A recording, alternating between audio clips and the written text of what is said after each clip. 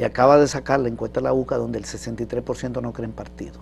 No cree en partidos. 63 de cada 100 salvadoreños no creen en partido, incluyendo Nuevas Ideas, el partido de Bukele.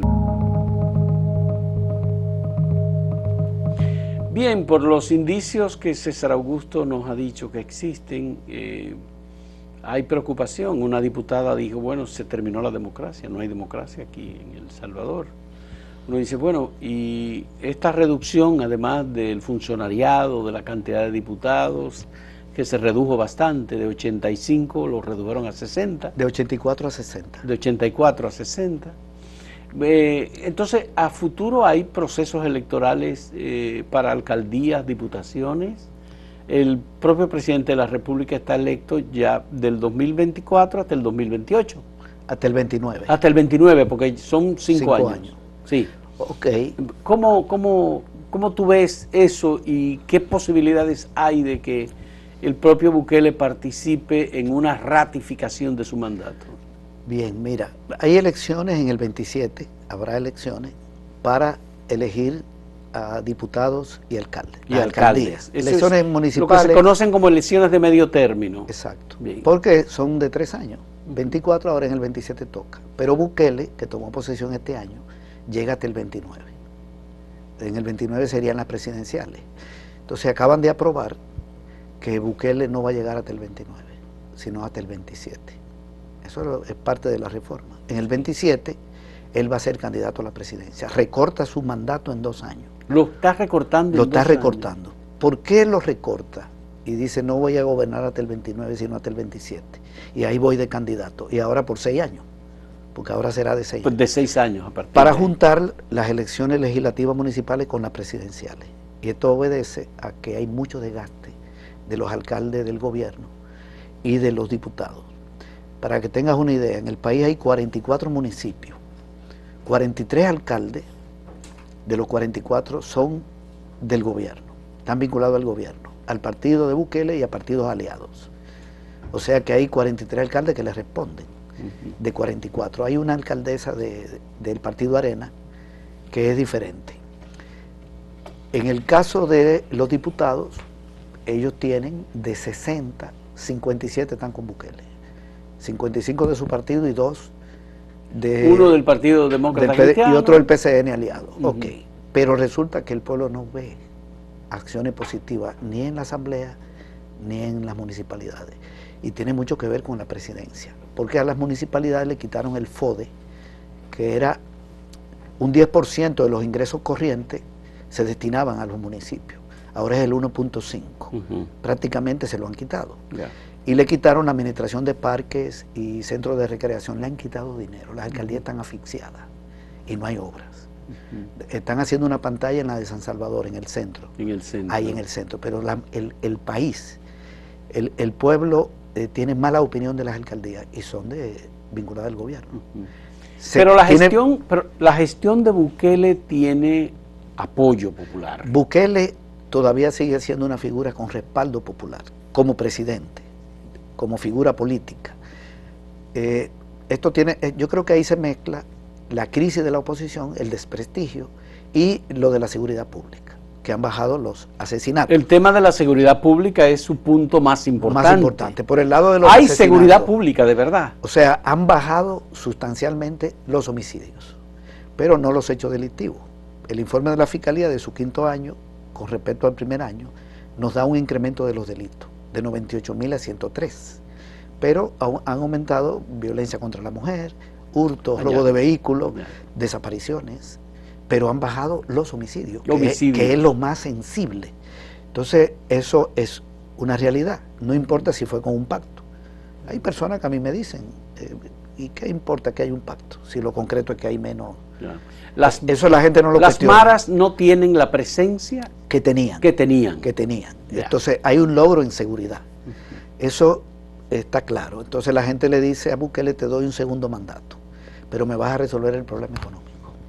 Ahora viene la otra demanda. Bueno, pero entonces sería en el 2027 un tercer mandato para Bukele. Un tercer mandato, pero el hecho de que él junte su candidatura con la de diputados y alcaldías expresa que tiene preocupación porque se está desgastando sus alcaldes. Pero se desgastan los alcaldes y los diputados. Y puede tener no un la revés, presidencia. No la presidencia, pero si tiene un revés ahí, si en esas elecciones pierde 10 alcaldías, o pierde 15, o pierde una buena cantidad de diputados, eso significa un golpe político. Mira, aquí están estos datos de la reducción de las tasas de homicidio que tú mencionas como la más importante. En el 2015 estaba en 106.1 y en el 2023 2.4. Sí. Eso es prácticamente eliminación. Es una reducción sustancial de los homicidios. Sí, aunque no todo se computa,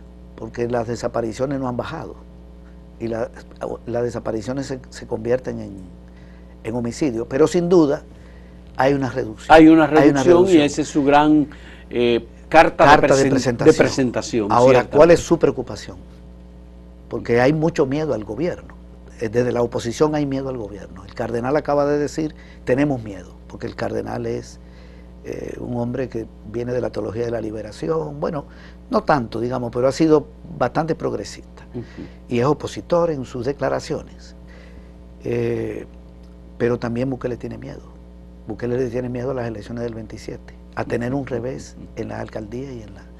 Todo el mundo tiene miedo. Esto está... Y la preocupación de Bukele o el miedo de Bukele es algún partido opositor, a la sociedad civil, a la iglesia, ¿a quién? Orgánico.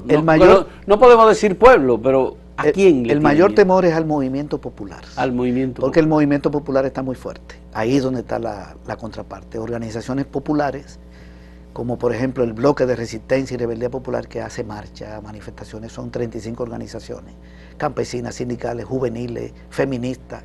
Es poderoso esto. Pero también puede haber una alianza de partidos, aunque estén debilitados. Hay un partido que tiene una diputada, que tiene prestigio de oposición. Hay sectores progresistas como la UCA, que pueden entrar en una lógica. Y una gran alianza opositora, un frente amplio, que lo están planteando algunas personas y organizaciones, le puede hacer algún daño en el 27. Ya. Y en el caso, por ejemplo, Eugenio Chica, el juez destituido del Tribunal Constitucional, y el caso de Ruth Eleonora López, ¿no son elementos que se convierten en factores, digamos, negativos para la imagen del presidente Bukele en la población salvadoreña? Yo creo que se convierten más en el exterior que adentro. Por eso, sí lo veo en el exterior, que ha habido muchas críticas, sí. Ha habido reportajes, incluyendo en el periódico The New York Times, se ha recogido la crítica y el documental del periódico El Faro, o los documentales, sobre la alianza de Bukele con las bandas. Adentro tengo dudas, porque las encuestas, incluso de la UCA, le siguen dando un gran respaldo. Mucha gente puede decir, bueno, yo no sé si Ruth era corrupta o no, pero hay una campaña del gobierno, hay una captura, hay una acusación. Eso queda en un ambiente medio confuso. Algún desgaste puede tener, pero yo creo que el mayor desgaste está en la no solución de los problemas económicos. Y acaba de sacar la encuesta de la UCA donde el 63% no cree en partidos. No cree en partidos. 63 de cada 100 salvadoreños no creen en partido, incluyendo Nuevas Ideas, el partido de Bukele. Y puede haber candidaturas independientes a diputados y a las alcaldías. De manera que el 27 es un año importante. Y como hay un acuerdo con el FMI para un programa de ajuste de 40 meses, arrancó este año, están despidiendo empleados públicos. Viene aumento de impuestos. El Fondo Monetario le impuso un programa de ajuste de recorte de gastos. Le recortaron dinero a 15 ministerios de los 16 que hay. A salud, ya cerraron 45 unidades de salud, 72 escuelas, el típico programa Fondo Monetario. De recorte de gastos severo y de aumento de ingresos por la vía impositiva. No ha actuado por el lado impositivo. Por el momento está recortando gastos. Y el crecimiento económico de este año no va a llegar ni a 2%. Hay desempleo, todo está caro, los ingresos son bajos. Esa es la parte que le está generando el desgaste. Y los gobiernos locales, que son el contacto directo con la gente, no resuelven nada. Entonces, por eso yo insisto en Pero él tiene mucho apoyo punto de Donald Trump y tiene mucho apoyo del gobierno de los Estados Unidos. Esa gran cárcel que él ha creado le ha generado ingresos a El Salvador también, porque por cada preso que deportan y lo envían a El Salvador, de donde sea, no importa la naturaleza del delito cometido, o si tiene delitos cometidos, representa un ingreso para El Salvador. Sí, pero eso fue solo con los venezolanos. Solo con los venezolanos. 252 venezolanos, $20,000 por cada uno. Por cada uno. Eso da unos millones, pero los venezolanos lo liberaron. Se le acabó el negocio del dinero. Porque todo eso lo mandaron para Venezuela. Lo enviaron a Venezuela. En una negociación entre Maduro y Trump, donde Bukele lo que hizo fue mandarlo para allá, y los que liberaron en Venezuela pudieron haberlo mandado directamente a Estados Unidos, pero lo mandaron a El Salvador para que Bukele no quede tan mal parado. Esa fue una exigencia de Trump, como que él me dio en esto, pero él no me dio. Es decir, que los presos que llegaron a El Salvador desde Estados Unidos ya están en Venezuela. Ya están en Venezuela, y Venezuela liberó creo que 10 presos de Estados Unidos y algunos presos internos. Ese fue un pacto, de manera que ahí no hay ingresos, no hay nada. Eso, entonces, por cierto, le generó desgaste, porque esos venezolanos no estaban condenados. O sea, sí, por eso no eran criminales, los calificaron. Por eso ni eran parte del cartel de Aragua, nada de eso. El concepto que manejó el gobierno de Venezuela creo que era correcto, eran secuestrados. Secuestrados porque usted no ha cometido delito en El Salvador, lo están juzgando en Estados Unidos. ¿Cómo es que va a parar a El Salvador? ¿Qué tiene que ver un venezolano con El Salvador? Es como que a un dominicano que lo están juzgando allá por algún delito, lo manden a El Salvador. Tienen que enviarlo para acá o juzgarlo allá. Y si no cometió delito, entonces puede venir. Él se ofreció de intermediario con la lógica de un dinero y todo eso, pero eso le salió mal. Ya. Quería saber, ¿es verdad, César Augusto, que Bukele ha ganado dinero con la conversión, haber sido uno de los primeros países en utilizar las monedas digitales? Bueno, el Fondo Monetario Internacional, por cierto, es el único acuerdo que yo conozco del Fondo Monetario donde, además del tema fiscal, metieron el tema del Bitcoin, el tema de la corrupción. Hay un capítulo que se llama Transparencia y Anticorrupción en el acuerdo con el FMI. Con el FMI. Transparencia y Anticorrupción. Donde le obligan a revelar los datos de todos los préstamos del 2020 al 24, al 23. O sea, indicios de corrupción. Que apruebe una ley anticorrupción, que depolitice la Corte de Cuentas. Pero el Fondo Monetario Internacional no se ocupa de eso. No se ocupa de eso, pero le preocupa la corrupción porque eso afecta el pago de la deuda. El Fondo Monetario lo que quiere es que el gobierno pague la deuda, y la deuda está en el 90% del PIB. Y si la corrupción... 90% del PIB. Del PIB. La deuda del Salvador. La deuda pública. Entonces, el fondo le dice, aquí hay 1.400 millones, son 1.370, pero me aplica este programa, y dentro de las medidas que usted tiene que tomar es, bájeme la corrupción. Ley anticorrupción, revele la auditoría de los préstamos, revele los nombres de las empresas que le proveen al Estado y de las personas, depolitice la Corte de Cuentas y olvídese del Bitcoin. Porque si está comprando Bitcoin y vendiendo y pierde, eso es fondo público y puede afectar el pago de la deuda. De manera que el Bitcoin pasó a la historia, nunca funcionó. Y ahí Bukele ha estado diciendo de que tienen Bitcoin valorado en 700 millones. Eso ahí lo estábamos presentando. Pero eso no se sabe. Eso no se sabe porque eso son Twitter. Y lo otro es cuánto gastaron en comprarlo. ¿Cuánto gastaron en comprar esos Bitcoins? Tiene que restarle al valor del Bitcoin hoy lo que se gastó en la compra. Y se gastaron 150 millones para regalárselo a la gente, que la gente lo utilizó una vez y más nada. Pero además montaron muchísimos cajeros que están cerrados. Cristo Sal, la ONG donde trabajaba Ruth, dijo que gastaron en un estudio 365 millones de dólares que perdieron en publicidad, en cajeros y en los bitcoins que compraron para regalar. De manera que a lo mejor le ha costado más comprar esos bitcoins que lo que supuestamente tienen, pero además eso no está claro. Tienen que revelar los datos de la billetera digital, del archivo wallet. El Fondo Monetario se lo pidió, y cuando sacaron esa información resulta que la pérdida es de 2.7 millones. El gobierno no está ganando, sino que perdió. No ha ganado, sino que ha perdido 2.7 millones de dólares. Es la pérdida, de acuerdo a una información que sacaron. Por esa operación. Por esa operación de compra y venta. De compra y venta. Pero falta más información todavía. Falta más información. Y lo otro que está planteado es una reforma de pensión terrible que viene, que van a subir la edad de jubilación y van a endurecer los años de cotización. lo van a subir también. Ya. Porque el gobierno... Pero entonces significa que el sector privado, el sector empresarial está muy satisfecho y muy contento entonces. Bueno, con las operaciones y transacciones que está impulsando el gobierno de Bukele. En el terreno económico, los grupos de poder económico casi nunca pierden, no tienen pérdida de ningún tipo, pero la economía salvadoreña no tiene dinamismo. Ellos están sacando su capital, es la economía que menos crece de Centroamérica desde hace muchos años. Un crecimiento económico de 1.2, 1.3, pero sí están con el gobierno. Además, estos grupos de poder tenían como enemigo a la izquierda. Y si llegó un gobierno de derecha que ha golpeado al Frente Farabundo Martí y ha golpeado a las organizaciones populares, pues bienvenido. Acuérdate que El Salvador tuvo una guerra de 11 años y a la guerrilla no la derrotaron. Y luego la guerrilla tuvo 2 victorias. Quien ha golpeado a la guerrilla es Bukele. La oligarquía dijo, ya no nos interesa Arena, este es el instrumento. Ya. Entonces le da el respaldo público. Y de los guerrilleros, digamos, jefe del Frente Farabundo Martí para la Liberación Nacional, solamente ejercieron la presidencia Sánchez Serén.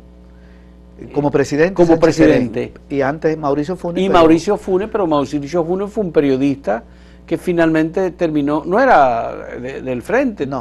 Fue un referente, digamos, desde la sociedad civil, terminó exiliado y murió en Nicaragua hace poco. En Nicaragua, sí. Y murió hace poco. Y Sánchez Serén está en Nicaragua también. Y Sánchez Serén está también exiliado en Nicaragua. Exiliado en Nicaragua. Hay muchos dirigentes que están fuera, entre México. ¿Y por qué desapareció el FMLN?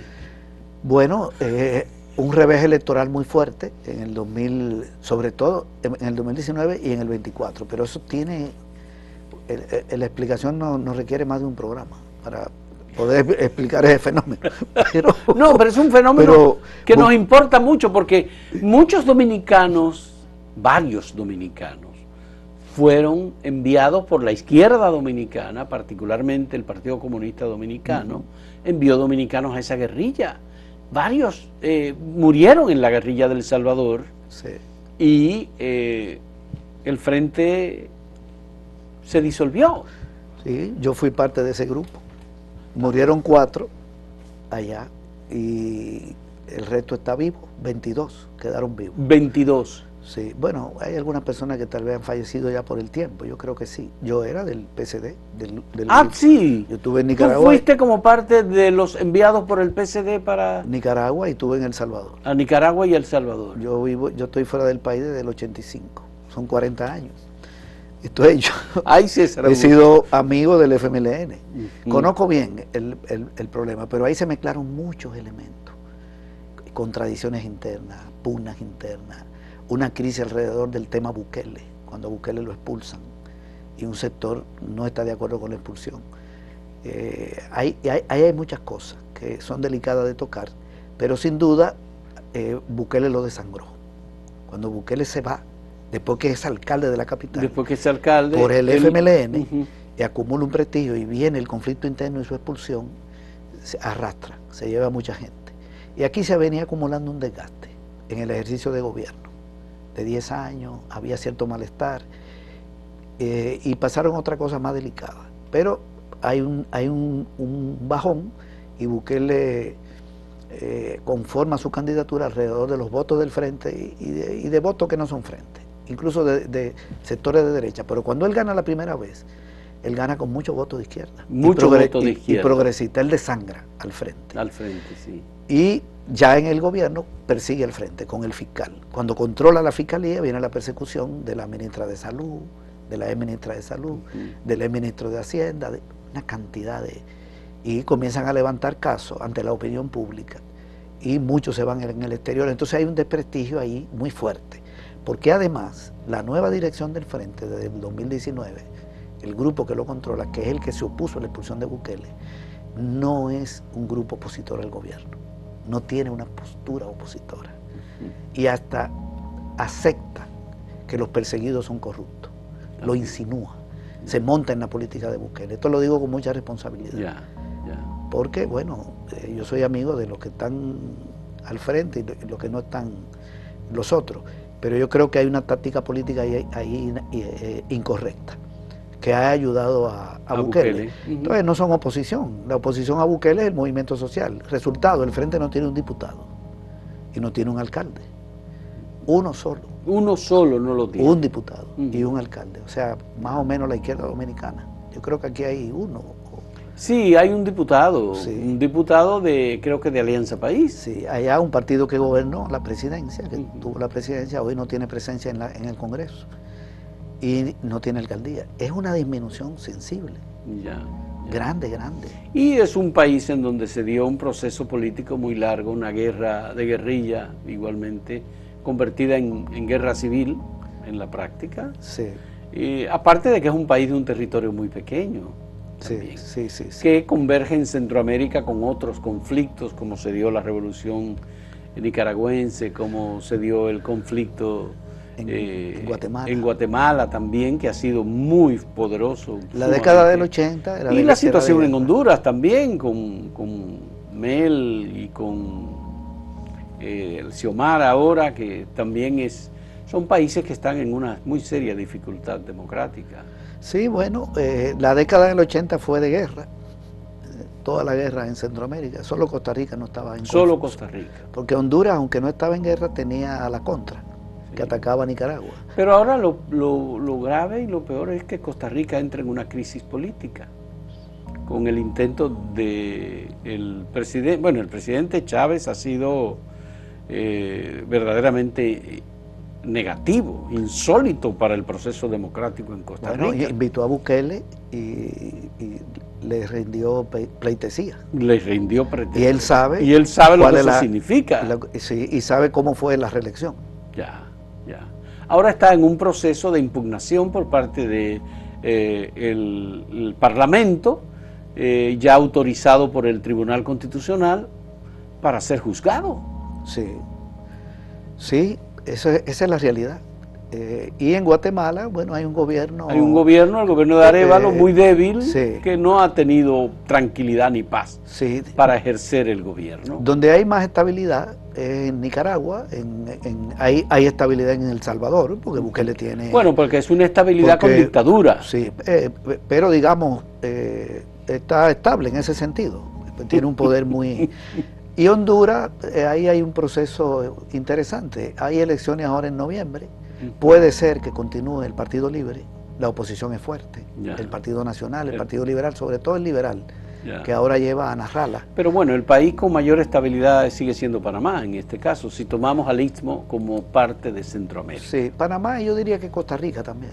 Costa Rica. A pesar de eso, ellos le buscan la vuelta a este tipo de... Y Honduras también. Honduras, ahí... Eso continúa. O continúa el gobierno o llega la oposición, pero no creo que pase mayor cosa. No, que pase mayor.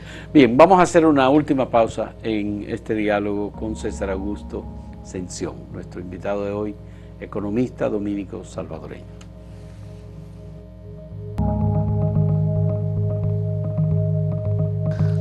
César Augusto, me interesa mucho conocer tu punto de vista sobre el efecto que pueden estar teniendo las políticas del presidente Donald Trump, tanto en materia de expulsión de migrantes como el objetivo puesto en Centroamérica, con algunas otras políticas de condena y de desprecio, incluyendo el tema arancelario, que ya no se ha discutido prácticamente nada, sino se ha impuesto ya con unas cartas del gobierno norteamericano a todos estos países, castigos arancelarios.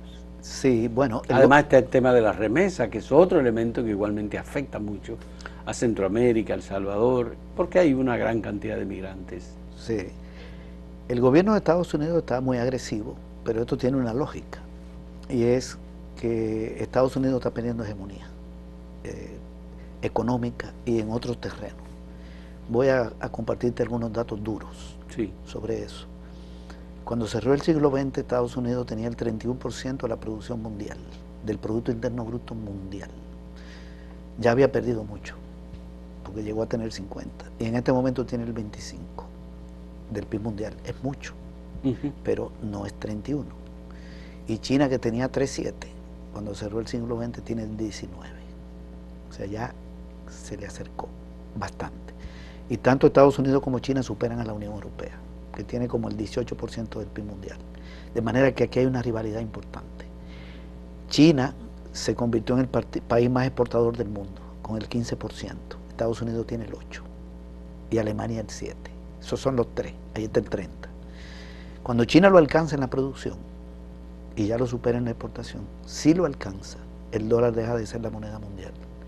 Porque una moneda la impone un país cuando controla la producción y las exportaciones. Yeah. Por ejemplo, si República Dominicana tuviera el 40% del PIB mundial, como llegó a tener Estados Unidos, y el 40% de las exportaciones hay que comprarle a Dominicana, y la moneda mundial es el peso.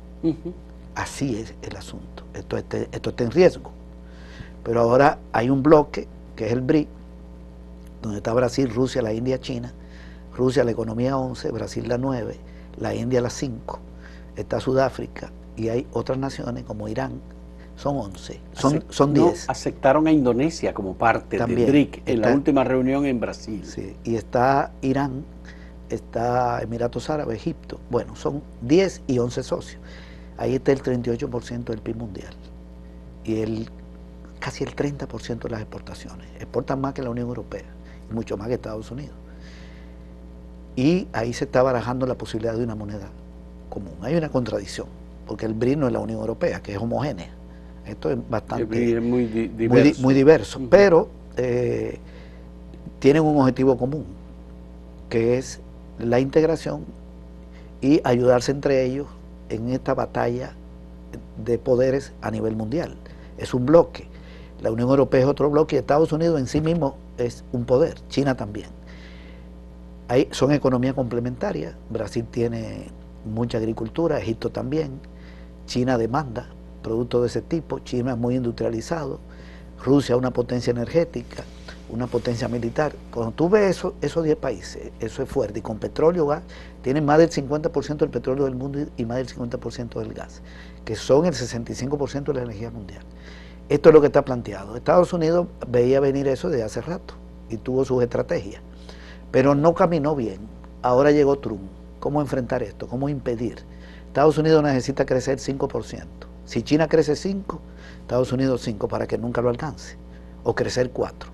Entonces la estrategia de Trump consiste en atraer, son varias, uno son los aranceles, pero es atraer inversión, que llegue empresas que están fuera, regresen a su territorio. La General Motors que abandone México y venga aquí, a levantar el PIB.